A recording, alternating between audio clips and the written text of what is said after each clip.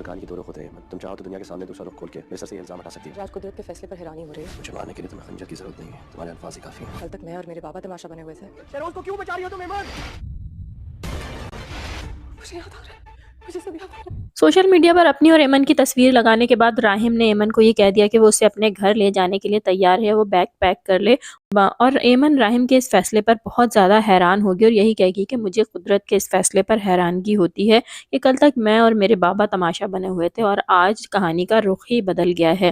دوسری جانب ہم دیکھیں گے کہ راہم ایمن سے یہی کہتا ہوا نظر آئے گا کہ تم چاہو تو سچائی بتا کر میرے اوپر لگا ہوا یہ داغ بھی دھو سکتی ہو, لیکن ایمن کو فی الحال ایسا کچھ بھی یاد آنے والا نہیں. راہم دوسرے دن اسے اپنے گھر لے جائے گا اور گھر جانے کے بعد راہم کے ڈیڈ کو راہم پر بہت شدید غصہ آئے گا کہ وہ یہ حرکت کیسے کر سکتا ہے, کیونکہ اس کی وجہ سے ان کی بہت زیادہ بدنامی ہو رہی ہے.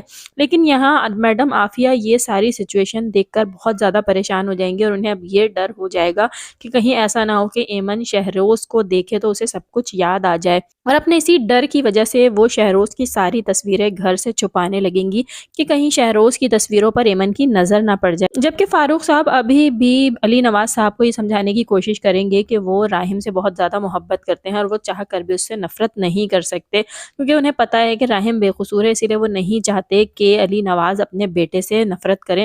اور یہاں راہم کی پوری کوشش ہے کہ وہ کسی بھی طرح ایمن کو یہ سمجھا سکے کہ وہ سچائی سب کے سامنے لے کے آئے, اسی لیے وہ اسے بار بار یہی کہے گا کہ تمہیں کتنے پیسے دیے ہیں جھوٹ بولنے کے, اور وہ غصے میں اس پر چیخے گا اور یہی کہے گا کہ تم شہروز کو کیوں بچا رہی ہو. ایسے میں ایمن شہروز کا نام سننے کے بعد گھبرا جائے گی اور اسے سب کچھ یاد آنے لگے گا اور وہ یہی کہے گی کہ مجھے یاد آ رہا ہے.